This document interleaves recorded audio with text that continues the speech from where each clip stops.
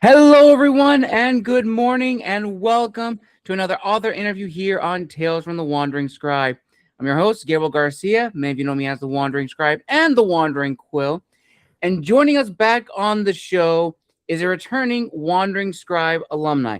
Now, you saw this guest make their official debut in my first ever Authors Roundtable, and she also came back for her very own Writers Hub episode.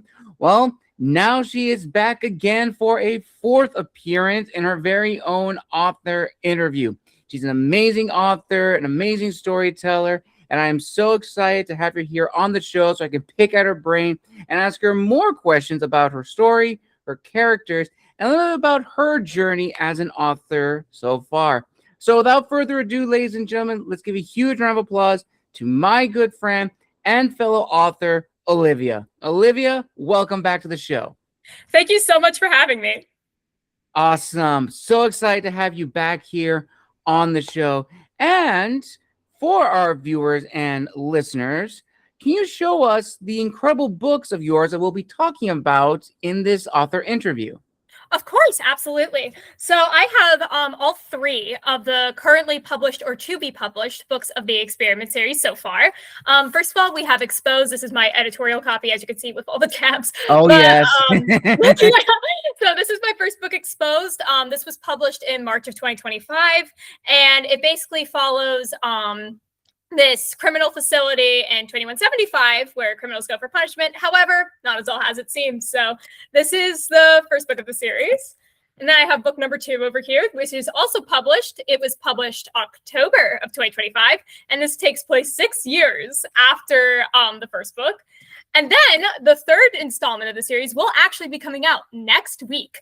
And this is my editorial copy, my proof copy, only one I have right now. And basically, this takes place about, I'm pretty sure, a week after Masquerade. And let's just say some crazy political scandals start coming into play here. And yeah, that's about it. Very nice. Very, very nice. So we're going to cover a lot of things, viewers and listeners.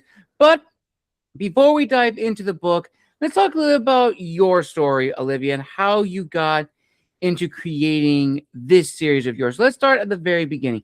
What would you consider to be like your origin story, your aha moments that put you on this path? Let's see. So just with writing in general, I feel like it mostly started during COVID. I was a middle schooler at the time of COVID, a lot younger than a lot of the other people probably viewing the show or being on the show. But I was in 6th grade when COVID started, and I was kind of bored, to be honest. You know, I just didn't really have much to do. And I was always a very imaginative child, I would say. I would always have a story running in the background, but I had just never written them down for some reason. I still don't know why that is, but okay, sure. And when I was in middle school, I would say again, I decided, you know what, let's write some of these down. Let's see like how this goes, because I was also a big avid reader at that point, and I loved reading. So I was like, okay, like I want to try this thing. Like, this might be fun. So I started writing around 11 or 12. And yeah, I wrote a lot. I hand wrote mostly. And then I moved on to typing in later middle school. And then the Experiment series actually started in later middle school as well. We'll get into that when the time comes. But yeah, I think it mostly started with just being like, mostly, honestly, now I'm thinking about it, was mostly fan fiction that I didn't realize was fan fiction. So we're going to go with that. And then, yeah, so that it just kind of spiraled into what I do today. Very nice. Very, very nice, Olivia. I'm just going to say, as soon as you said that you were in 6th grade when COVID happened, that made me have like an internal thing. And you're like, oh, shoot, like I am like very, very old. Because I was in college when COVID happened, but oh my goodness, the time has flown. But it really has. Right, yeah, but you're absolutely right. A lot of authors, began writing stories during the lockdown years, and a lot of them have actually been, featured on the show. Yeah, for sure. Crazy, absolutely crazy. Oh my goodness. Yeah. So now let's jump forward in time a little bit. So now let's talk about the beginnings of this series with the first book in the Experiments trilogy. So as you were writing that story, what was sort of like your goal for this debut series of yours, as well as the promise you're making to yourself, and as time went on, the promise to your future readers with, of course, Masquerade, and of course, the new one coming out next week? So I feel like when I first started the series, I was 14 when I started writing the Experiment series. And I honestly just was doing it for fun at the time. It was something to kind of just like, oh, this would be a cool idea. Let's go for it. It's actually one of the longest projects I've ever stuck with, surprisingly. And I think at that time, I don't think I intended Exposed to be published, or the Experiment series in general. I don't think I thought that far through. I really don't. But I was like, this is just fun for the time. This is just a goal I have to work on. And I kind of wanted to prove to myself at the time, at 14, 15 years old, that I could do it, that I could complete something of that length. Because at that point, my writing projects were very small. I would say the longest project I'd ever completed at that point was about 40 pages long. And my first draft of Exposed was 400. So, it definitely spiraled in a direction where I was like, oh, wow, I can do that. That's crazy. I never really thought that was a thing I could do, Yeah. So as I was going throughout the rest of so I'm trying to figure out how to explain this chronologically. Okay, so then after I finished Exposed, I actually started the first draft of Masquerade right after. I didn't look back at it because, again, I wasn't expecting these books to be published in any sort of circumstance. I really wasn't. So I was about 15 when I started writing Masquerade, and I kept continuing forward, writing Masquerade, doing all that fun stuff. And as I was, it was just really, as I was around the middle of Masquerade, I was writing Masquerade, and then I had this writing class I did at the time where I was sharing Exposed to, because that was my motivation for writing Exposed, was that class. And all of them are so amazing, and it's great. And some of them I still keep contact with today and all of that. But during that time, it was really interesting because my writing teacher at the time, I still work with her today, but my writing teacher at the time was like, Olivia, if you want to get this published, maybe you should get it edited. And I'm like, that would be a cool idea. I think that was when it first started penetrating to me, wait, this could be published. I can help people look at this thing. And it was also around that time where I started looking at literary agents. I was 15 years old. I was looking for literary agents, and I was looking at publishing houses. And I also was fortunate enough, my parents realized, oh, she's serious about this. So they were like, okay, so we are going to help you with this editor. And very, very, I'm so grateful for them to do this, because oh my gosh, editors are expensive, as we know. Yes, they are. Yeah, so I did, for first draft Exposed, I did have an editor look at the first 8 chapters plus the prologue. And let's just say my confidence was kind of really high. I thought I could do no wrong. I was very wrong. It was very humbling experience for me, because I thought I was so great, and then I looked at that feedback. I'm like, oh, okay, love that so much. And at this point, when that feedback was being given, I'm pretty sure I had finished Masquerade, pretty much almost done with that first draft. And I was moving on to Corrupted, I believe, at the time, or very close to that time. So when I got that editorial feedback, I realized this is not good enough to publish. I need to really take a step back and look at what I want for this story. I need to look and be like, oh my gosh, I need to see, what do I want this story to be about at the end of the day? I can't have all these random scenes in there that don't make any sense. I can't do that, right? So that was also when I started writing a second draft to Expose. This was about late 2023, I would say. Started writing a second draft, and during that time, I was also doing it through NaNoWriMo, which, as we know, is insane. I wrote it in, 4 months. I wrote like a whole second draft, mostly through NaNoWriMo.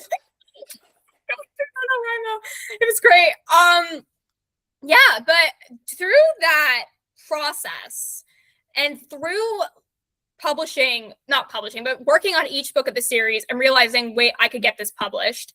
I think mostly to myself, I wanted to show myself like, hey, I can complete something.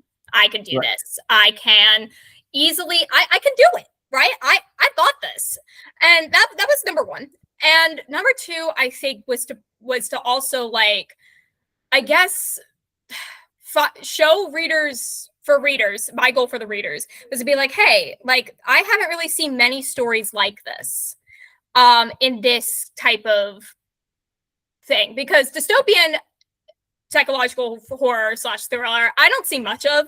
They are out there, but I really don't see much of. So I'm like, okay, I want to show more of this genre, first of all, because like this is, I want to say it's a niche genre, but it's a genre that people do enjoy and consume.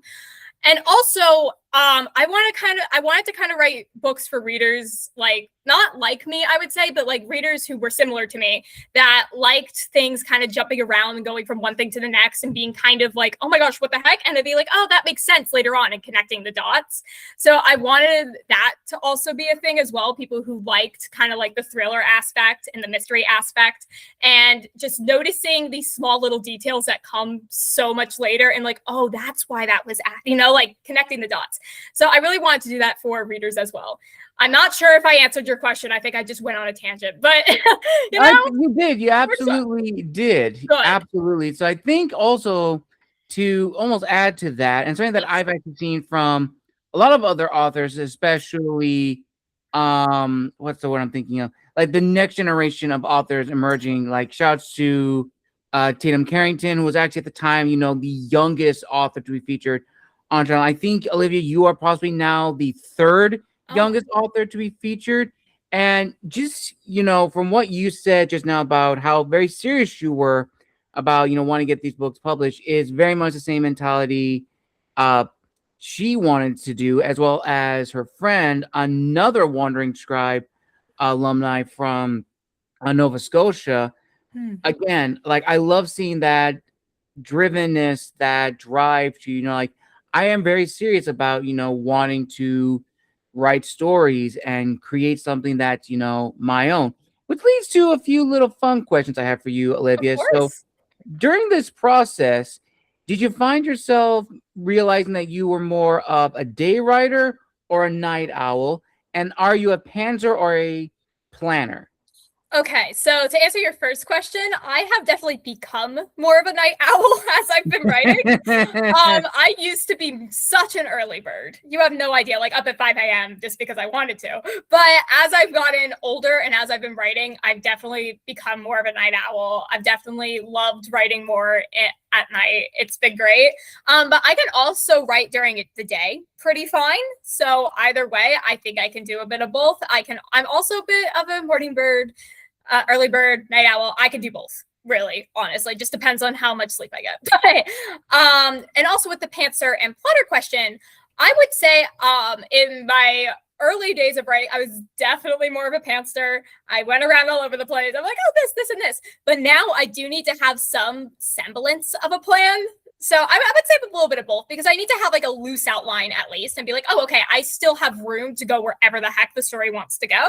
But it needs to go in this direction in this certain way. So the rest of the books kind of make sense.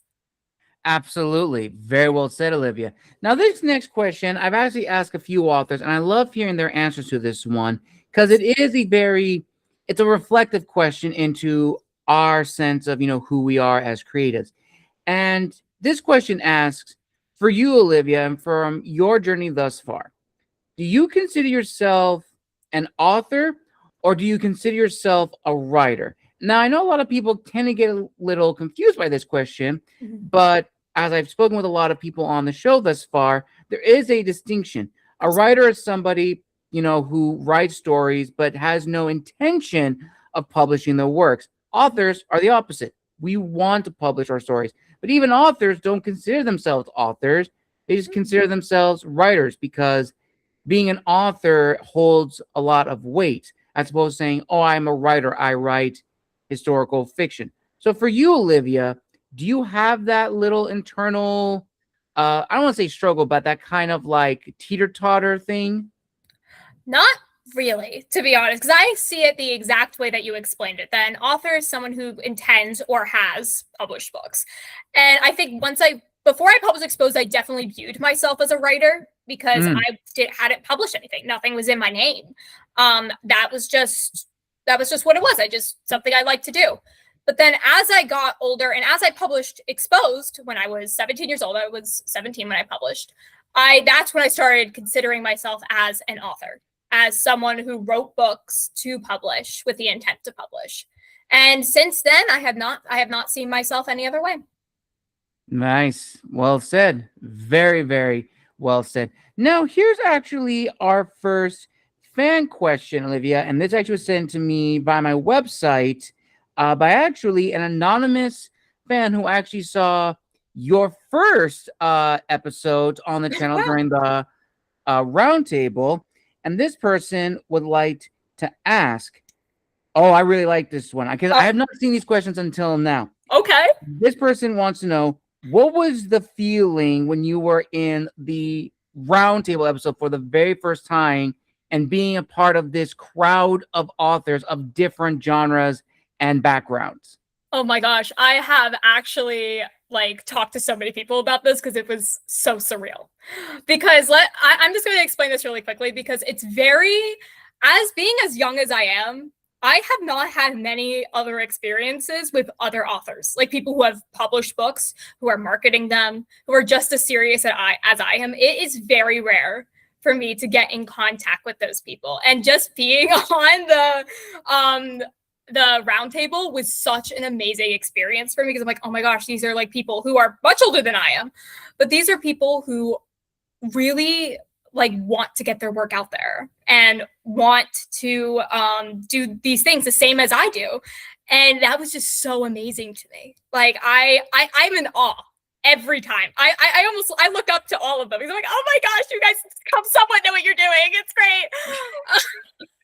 And then also, I also felt the same way because I had an event too, like a joint event with a bunch of other authors as well. I felt the same way then too, because we were all selling our books. We were all in person, doing that. And I was like, oh my gosh, it's not just me. You guys did that too? So I was really, really excited and it was just a super amazing experience for me. And I always look back on those experiences and be like, wow. Just wow. That's all I gotta say to that. Awesome. That is amazing, Olivia. So now going forward a little bit, as you mentioned earlier, when you told your parents, this is what you wanted to do, and they saw that you were very, very serious. And of course, once, the first book in the series was published and then moving forward, what were the reactions like from not just, of course, friends and other family members, but also readers as well? And bonus question, are you the type of author that reads reviews? Okay, so to answer your first question, my books, I'm going to preface this really quickly. My books are dark. Okay, they go for some pretty dark material. I just was like, oh, okay, I don't know why I write. It's interesting for me from a psychological aspect to kind of write that kind of stuff. So I'm like, oh, okay, we're going to write whatever the heck. But my parents and other people in my family have never seen that side of me until they read my books. Let me say that was an interesting experience. It was a little, my mom was very concerned after she read my second book. She was like, are you okay? Do you need therapy? Do we need to sit down and have a talk? Because I'm like, no. I promise I'm okay. Everything's okay. I promise. I may have lost sleep writing it, but I promise otherwise I'm mentally fine. Other family members have also had similar reactions. Not similar, but they've been very kind of low-key about it. But they're like, oh, okay. So that's been fun to talk about at family gatherings, but besides the point. Otherwise, from a reader perspective, most of the reviews I have gotten from readers, and from what I've heard from readers that have reached out to me or have put reviews up, I have heard pretty good responses for people who read the genre. They're like, "Oh yeah, like this is great. This is amazing." And I think, and to answer your second question, I would say I don't have many reviews. But I would say I would read them. If there were a lot, I would read them. And if I saw like a 1-star review or something, I would take the criticism into account if it was like constructive. Otherwise, I'd probably just write it off. But I'd be like, oh, okay. So this is why you think this. I see your point. Like, because I can see multiple different perspectives of one thing. Like somebody could read my book and hate it. And that's fine. That has nothing to do with me now. It was in your hands. It's your perspective. I have nothing to do with that. So Absolutely. That's kind of how I see it. Well said, Olivia. Well said. Now, here's another fun pair of questions. Okay. And here's the first part. Which genre have you always thought about writing in, but other people, let's say other readers or authors you've interacted with, have said, oh, I don't think you may be either the best, or that might not be your, what's what I'm thinking of, the genre that you're interested in? Okay, so a story came to mind when you said this. So I think this would be really funny. So, fun fact about me, before I wrote the experiment series, I actually wrote primarily fantasy. That was what I read. I had not read a dystopian book before I started writing my series. I didn't even realize it was dystopian until a year after I wrote the first draft. I thought it was sci-fi. So, long story about that. But I wrote primarily fantasy. And recently, I actually have been getting back into that genre with some books I do intend to possibly release at some point once I flesh out the ideas more. And it was so funny because I have a writing teacher that I work with. I've been working with her for a very long time. She's wonderful. And she has been all she has seen from me thus far has been the experiment series. So one day, I'm talking to her about some editorial thing, and I'm like, oh wait, actually I have this fantasy thing I've been writing. She's like, oh, fantasy, sure. So I'm reading it to her. And then I finished that excerpt of this fantasy thing I've been working on, and she's like, Olivia, I had no idea you could write that. How do you can write that genre? That's absolutely insane. I've never seen you write that genre, but you do it so well. And I'm like, really? She's like, oh yeah, 100%. I'm kind of shocked. So I think in that kind of regard, I would like to get back into fantasy to answer your question. But also, I don't think many people have seen the fantasy from me. So I think it'll be very interesting when I do start rolling out those books after the experiment series is done. I think that'd be very interesting to see the reactions on that. Okay. Now, the follow-up question to this, what is one genre that you will absolutely not write in, either for personal preference or you don't feel comfortable writing it, but other people believe you would be perfect? And I'll throw my hat in the ring. People have wanted me to write historical romance or romantasy, only for one scene in one of my books. It's a little brisk, it's not like a spice scene because there's no spice in any of my books. Yeah. But in Amyntas, Son of Persia, where the main character, a Spartan, confesses his love to the girl that he's liked since they were kids, Anahita, and it's a very genuine, this is very a romantic kind of love. Yeah. And one of my friends, Sophia Dujardin, who's a well-accomplished narrator and voice actress, read that on camera. She called me afterwards with tears in her eyes saying, why have you never written historical romance? This is perfect. And it's I don't know. I love that. Oh my gosh, it's amazing. I actually have never had somebody tell me oh, I couldn't write a genre or whatever, because I just don't think my books are as mainstream yet. So I haven't really had those comments. Not even from friends and family. I don't think they've really talked about it. But for personal preference, I would say primarily romance, just a book focused on a romance. Because I do have a bunch of romance subplots. I love a subplot. I love a romance subplot. I love writing the romance subplot. I do not like writing a whole book focused on two people's relationships. I find that very boring very quickly. There are only a couple of romances I have even like to read, to be honest, because I'm like, okay, can they just like get together already? Like, I don't need this slow burn for 200 pages. I'm sorry, I just need you to get together, and then we can see all the Will cute they? stuff Won't they? afterwards. Yeah. Yeah, I can't do it. I despise it. So I would hate writing it. I know that for a fact. So definitely, primarily romance. If it's a romantic subplot, though, give it to me. Happily, we'll write that. Awesome. All right.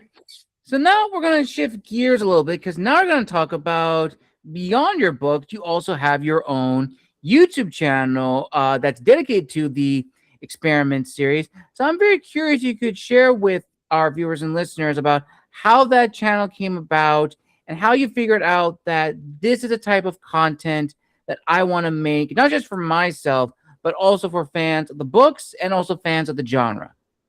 Okay. So actually YouTube was the first social media I ever posted on for the experiment series. Instagram did not come until I think almost 6 months later. Oh, So okay. I primarily was on YouTube for marketing my book for the first time. Not a good idea. Let's just put that out there. But definitely something I thought was a good idea at the time because number one, I had always wanted to do a YouTube channel. I don't know where this came from, to be honest with you. But I'm like, oh my gosh, I've always wanted to like, you know, I love talking. I guess maybe that's why I love to talk and I love listening to myself talk sometimes, I guess. So I'm like, oh, this is great. And also I just see other successful YouTubers and I'm like, yeah, I want to do that. That sounds fun. Hello? So I think I started my YouTube channel when I was 16. I'm pretty sure because I didn't want to go on Instagram or any other platform at the time. Right, of course. Yeah, so I was about 16 years old when I started doing all that. And it was honestly like really fun at first because I loved doing the long forms. I loved explaining different aspects of the series, which was so much fun. And if you notice in my videos, I did actually accidentally spoil Exposed more times than one. Gosh, help. Oh my gosh. Yeah, no, that was embarrassing. But still, I have learned otherwise. With my YouTube channel, I realized like, oh, I can talk about other topics I enjoy. Like, I don't need to stick only to the experiment series, which I definitely have not throughout the years. I have recently did a video on one of my other interests. I'm a big psychology nerd, I guess. I'm a big personality psychology nerd. So I did a whole like 50-minute almost video of typology, basically, and about MBTI and cognitive functions and all that. And I broke it down and I related it back to my characters. It was so much fun. I want to do a part 2 to that. But yeah, so that's just something I'm really into. So I'm like, oh, and that's also one of the most viewed videos on my channel. So I'm like, oh. So hypothetically, that did work. So I think just like I mostly use it to talk about things I enjoy and also just talk about characters I enjoy and different aspects of them and all that. So that, yeah, I hope that answered your question. Very well said, Olivia. Very, very well said. And it almost kind of, relates almost to, how I made The Wandering Scribe because I did not have social media for a very, very long time. And for those that don't know this, I'm going to say on a little secret. My YouTube channel was actually part of a school project back when I was in high school. Oh, I love that. I made the channel with a friend of mine, and that was, I want to say, maybe 2014. So when I made this YouTube channel, and I didn't do anything with it for a very, very long time. And I realized I have a YouTube channel. Let me do something with it. And started doing more video-based interviews and everything like that. And as time has gone on, it's just been absolutely insane. I think as of right now, I think I'm almost close to, I could be wrong, but I think like on the road to like making by the end of this year, possibly already like 1,000 videos already up on the channel. And it's insane because I would never imagine in any point in my life, dedicating a lot of my time and energy to this, but I absolutely love it. And I've made so many great friends from it. And I'm sure you've done so as well through your social media, which actually leads into the next set of questions, which focus on the reflective side of being an author. So I'll give some context questions for this, Olivia. So as I said, I began this YouTube channel back in 2014 and started professionally doing interviews, I want to say during the time of COVID. And over the last 6 to 8 years, it's been absolutely insane. But I think what's also very important to talk about is how insane the industry has changed for authors, especially indie authors, Oh, because 20 years ago, and unfortunately the stigmatism still exists, self-publishing, small press, and hybrid was seen as a lesser form publication to the big five. But mm, now we can't really say that because they've gotten so good. The quality has gotten so much good. But even with that, there's still that little stigmatism. And then, of course, with social media, changing the games, we've made our own Instagrams, we've made our own author yeah, profiles. We are now public on the interwebs for people to reach out and connect with us. That is both a good thing, but also a and a bad thing. very negative thing. Yes. And it's a lot. It fuels our imposter syndrome, it fuels our writer's block. It can just be overwhelming. So I guess my question to you, Olivia, is this. When making your YouTube channel and then, of course, making your social media presence on Instagram and the other sites and pumping everything out to you get the word out about your books and who you are as an author, how have you stayed disciplined to yourself in a sense you have not forgotten why you went down this path in the first place, this path of, becoming an author and telling the stories that you want to share with people? I think the way I've done that is mostly just through knowing in my soul, like, hey, this is what I'm meant to do, I guess, in a way. I know I'm Mm, so young and I'm like, why are you even like saying it so definitively like that? But I mean, I have been writing for how long has it been? Almost 10 years, I would say. And I'm very confident like in my abilities. And I'm also very confident in my story. And if anyone wants to say anything about that, too bad. Like, this is what I've decided to do as of now. If that changes in the future, then that changes in the future. But mm. right now, this is what I am focused on. And honestly, just how I see it, nobody else's opinion really matters in that circumstance. Because in the end, like, sure, the books are for other people to read. Sure, they are for other people to read and review and go into reader spaces, whatever they would like.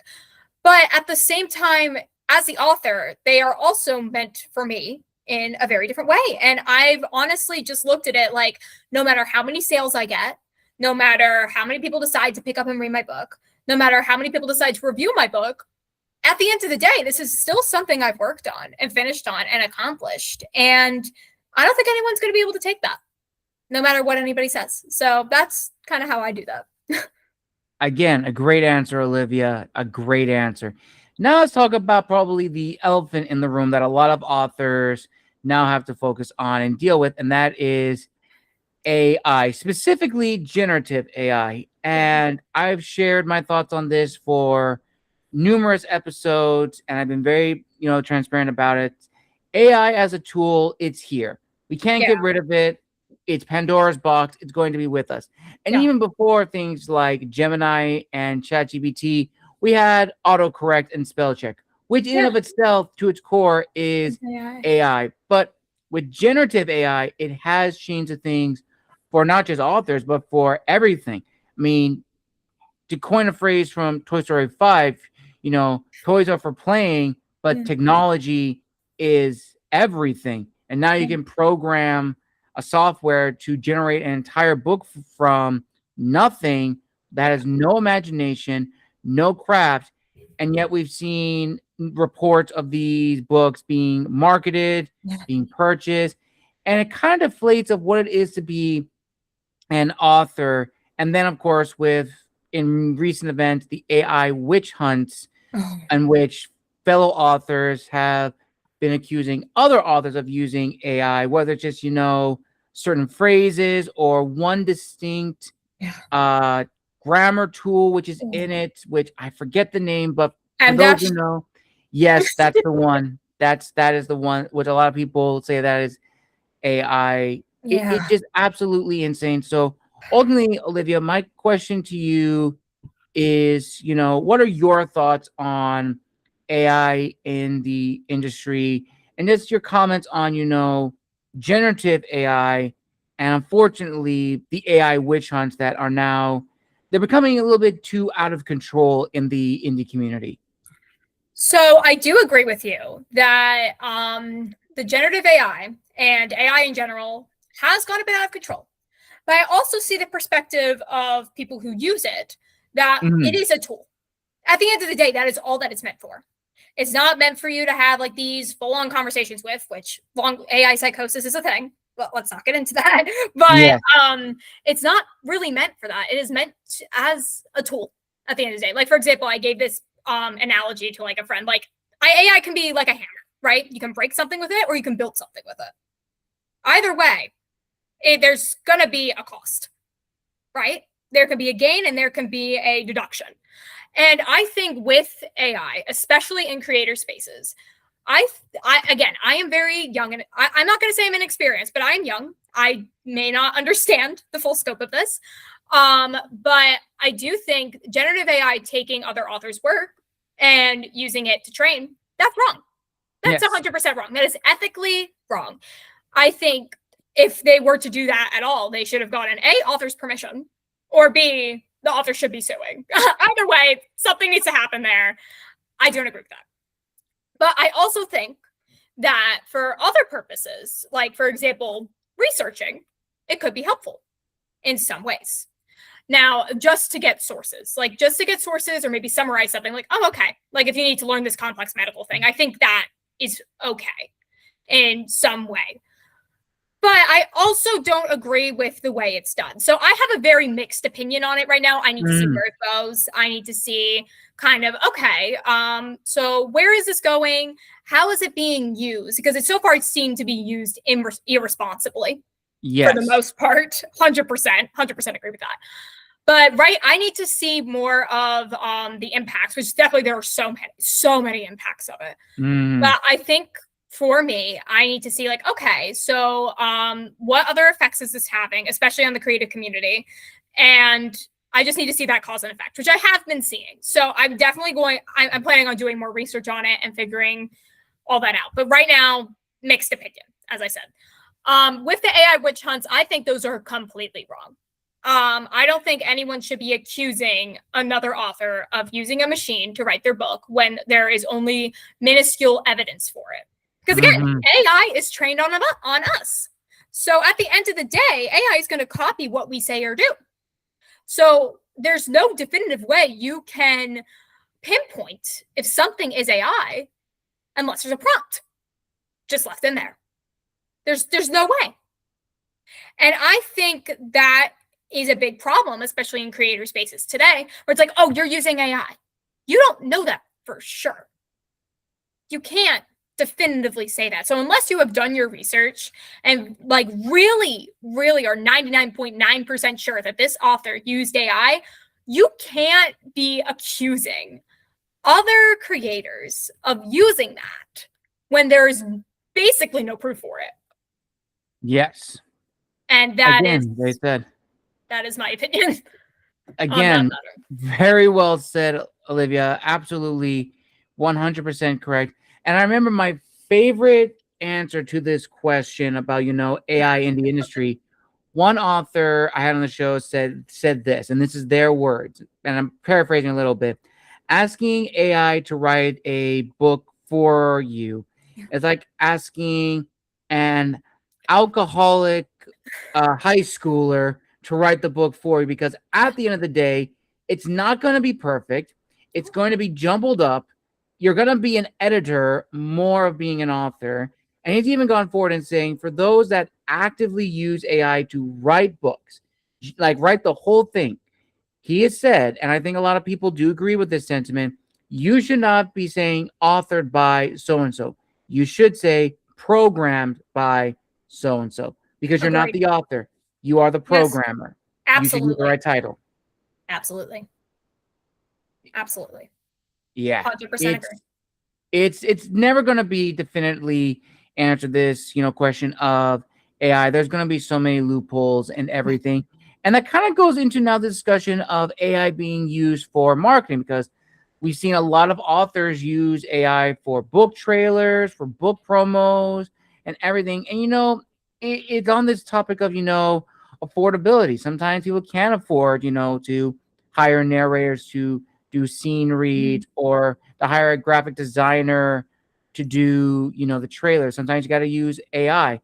And it's all about preference of that individual. Again, no easy answer to this question. Absolutely. But for you, Olivia, when it came to marketing your books, how did you go about it? And looking back, is there anything that you would have done differently? So for my marketing specifically, I was very haphazard in the beginning because I didn't know what I was doing. I'm still an adult, but I know a little bit more than I did 2 years ago. And it's insane. Actually, yeah, I did start marketing almost 2 years ago. It'll be like a month and then it'll be 2 years.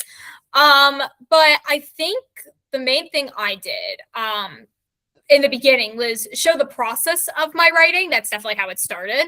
I would do writing process videos and I would go through what I would be writing that day in Exposed mostly, which was great. And it wasn't really about the content of the book, which I do regret a little bit. But it was definitely about like, oh, what am I writing? Oh, just like a short summary of the chapter. Like not summary, but like a short sentence kind of describing the chapter. Or if it was a huge spoiler, I would say like, oh, I can't say what this is, but I am writing this chapter tonight. That type of thing. So if you go back on my YouTube channel in the early days, you could see all those videos. I think there were almost 60 in total of the experience of writing Exposed, just full out. Otherwise, with Masquerade and Corrupted, my marketing has definitely taken a shift. For Masquerade, I was marketing that last year as well during the summer of 2025. I was mostly going off like, oh, songs that relate to the book, or like different ways. I would try and do like trends to be like, like this character that I would just kind of like explain a little bit more of the plot. I think my Corrupted marketing has definitely gone a lot better than both of them, though. If I have to be honest, I've been getting a lot more engagement on that recently. So I'm very, very proud of that. But with my most recent book, I've been starting to follow a lot of marketing creators, and I realized, oh wait, there's actually a formula that works here. Let's try that. And it has been working for the most part. I have been, obviously I haven't sold any copies yet because, the book isn't out, but I've definitely gotten a lot more engagement. I have gotten a lot more views on those posts I've been doing, which I've been like, yes, finally it's breakthrough. So I would say my marketing style is definitely still going to ebb and flow. But if I had to look back and give myself one piece of advice, it would be, please, for the love of God, explain what your book's about. That's it. Just do that. I promise it'll be like 10 times better if you do that. Absolutely. And this actually goes into another question. This actually goes to someone who sent me this question in regards to your Writers Hub appearance. Oh, and it tails back to this thing you just said about your book pitch. And this person would like to ask, in your opinion, how do you think authors should go about with their book pitches? And why do you think that seems to be the biggest thing authors struggle with in terms of going to in-person events? Oh, I love this question. Because I have really nailed down in-person events. I love doing in-person events, which I used to be very nervous about doing, but I love them so much. And I've actually sold a lot of copies at those events. I sell them a lot more than I do on social media. I always say I am better at marketing in person than I am on social media, 100%. And I've really locked down a formula, I think, for this. And it's really worked for me, honestly. So, so I'm going to try and explain this the best I can. So most of the time I was in like a class once, I forget, and we were talking about doing elevator pitches at one point. So I'm like, oh, an elevator pitch is probably the best way to do this. So most of the time, what I will do, I will literally be a salesman at these events. It works. I mean, it literally works. But with selling books, like for example, if someone were to come up to me or show interest, I'll always say like, hi, how are you? First when you come in, because then they notice me. Like as soon as I come in, I always say like, hi, how are you? I'm putting on customer service a little bit, like customer service smile, I worked in customer service for a bit. So I'm like, oh, okay, this is like, a retail job, which, that's what it is at the end of the day, but it's a lot of fun. I enjoy it.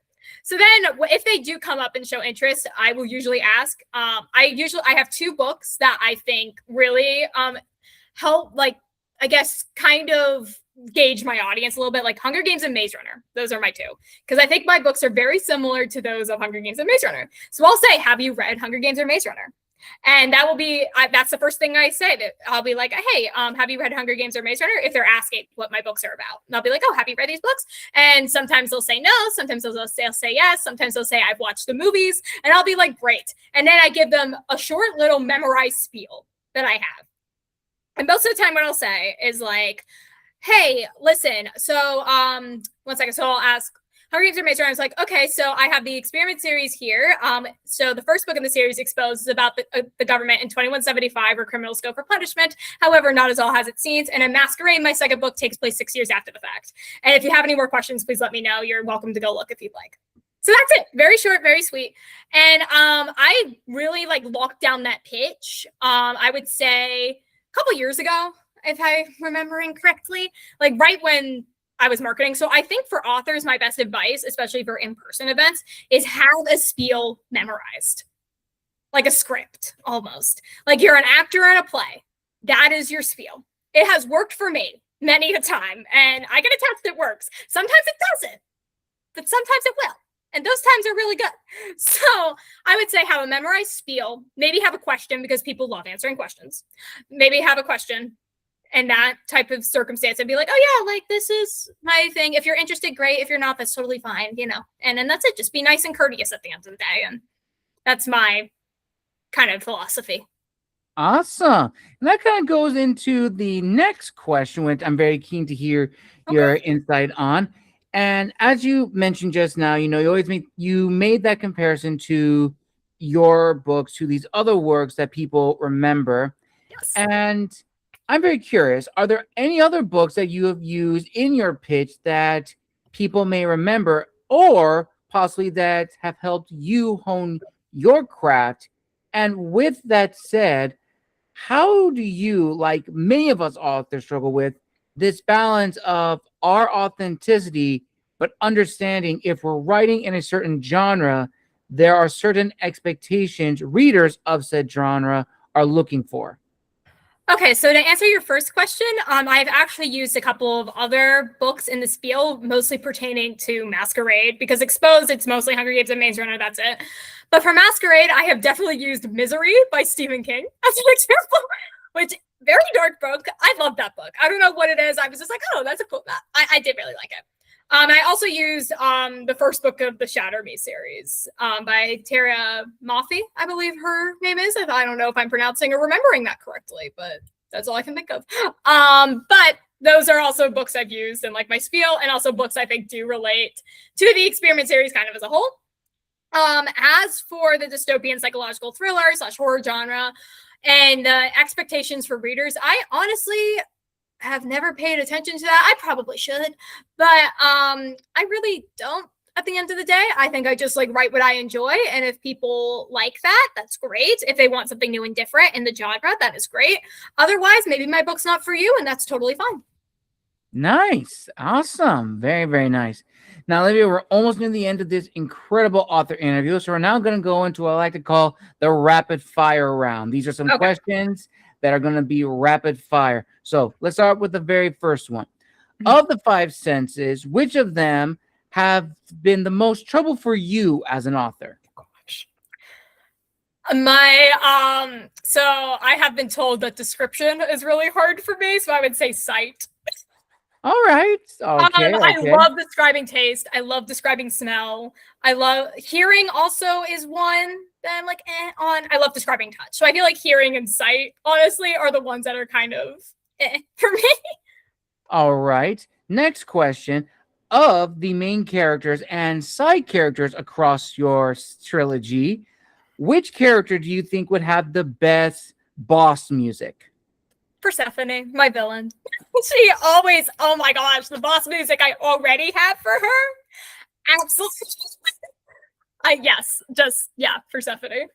Awesome. All right. Next question. You're given an unlimited budget. You could adapt your books into one of the 3. Which do you choose? a movies deal with the director and cast of your choice, a limited series with the same director and cast of your choice, or a full audiobook production with some of the best narrators in the industry? See, now this is it's a hard decision because I would either choose the audiobook or the series. Probably the audiobook, because I have so many people in my family who listen to audiobooks. I have actually created audiobooks for them. I have sat there and I have read my chapters. They are not professional grade. That's why they are not published or done any of that, but I have narrated my own audiobooks for my family. So definitely audiobooks, so I don't have to do it. That would be great. And then also I would say for animated series, if I had to pick between them, animated series, well, just a series in general, I would love it to be animated. I've been thinking about that for so long. I've actually been thinking about learning animation myself, so I could do it myself and hire a cast and stuff like that. So I don't know. I would probably say the audiobook just so I could do the animated series myself. To be honest. All righty. I like it. I like it. Next question. Which do you think is the biggest struggle for authors when reaching the end of the writing process? Knowing when to stop writing the book, or knowing when to stop editing the book? For me, it is definitely writing the book. I could go on and on if I could. Editing, I am so excited to stop. So that's just how I am. I don't know about other authors, but I assume for them it would. For other people, I know they have said editing as well as a struggle for them to stop doing, because they're like, oh, like I need everything to be perfect. I'm like, just get me out of here. I don't want to be here editing this anymore. I love the editing process is important, but please don't make me do it any longer than I have to. All right. Okay. And this next rapid fire question actually goes back to a previous question earlier in terms of, genres. Okay. Now, if you had to take one of your characters or side characters and do a spin-off, which character would it be and what genre would it be for them? Oh my gosh. I can't tell you how much I've thought about this actually. Let me think. Oh my gosh. Because I have like different AUs for all of them. It is so bad. So I have to like pick one to talk about. My goodness. A spinoff. Let me think. Which one? Okay, so it would probably again be my main villain, Persephone, or her, I guess, adopted son. I don't even know what he is anymore, but adopted son, I guess, Harold. They would have a cool spinoff together. I feel like it would probably still be a dystopian psychological thriller. It'd probably take place in the world, but it would probably be like more of a prequel if I have to think about that at all. But yeah, definitely them too. They would have a fun spin-off together. Awesome, Olivia. Awesome. And now we arrive at the final question of this incredible author interview. Now, we talked about a lot in this episode, which I'm very, very happy. Now, at the end of the day, for our viewers and listeners, as well as future readers now meeting you for the very first time, what do you want people to take away from your story as an individual, but also the works you have written? And what would be your word of wisdom, your pearl of wisdom to the next generation of writers and authors? So to answer your first question, I feel like something that I want readers and other people to take away just from me and my books is that everything will turn out all right in the end. There's a reason everything occurs. I like to go by the motto, everything happens for a reason. And I 100% believe that. Like just because something happened, something else was able to take place, a new door opened. So I would say everything happens for a reason, even if things feel really dark and confusing and all the stuff, even like the characters in my story, there is another door that opens and there is light at the end of the tunnel. And then to answer your second question, my word of wisdom, I don't know. I don't know if I have any wisdom to give. I would say that again, there's always a light at the end of the tunnel. There's always hope at the end of the day, even when it doesn't look like it.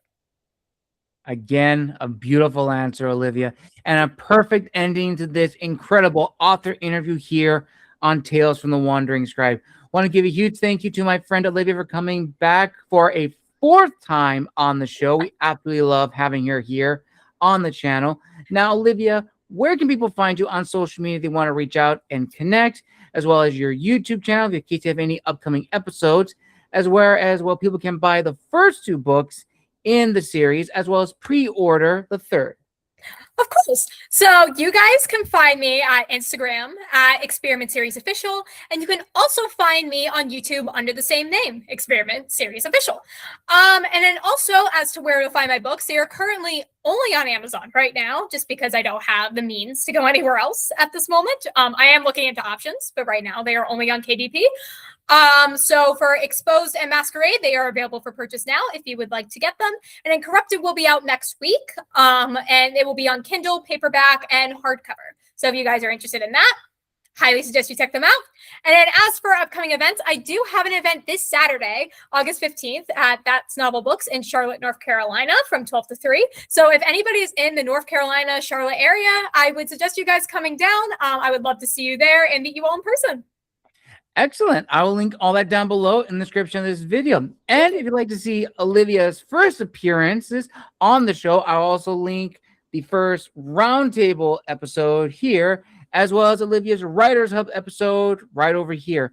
Thank you, everybody, for joining us for another amazing episode. And if you would like to see Olivia back on the show again for a 5th appearance on the show, you know what you have to do. Like this video, comment, and subscribe to the channel. Until next time, this has been the Wandering Scribe and the Wandering Quill, signing out, wishing you all a wonderful day wherever you are in the world. Happy Monday, everybody, and we'll see you all in the next episode.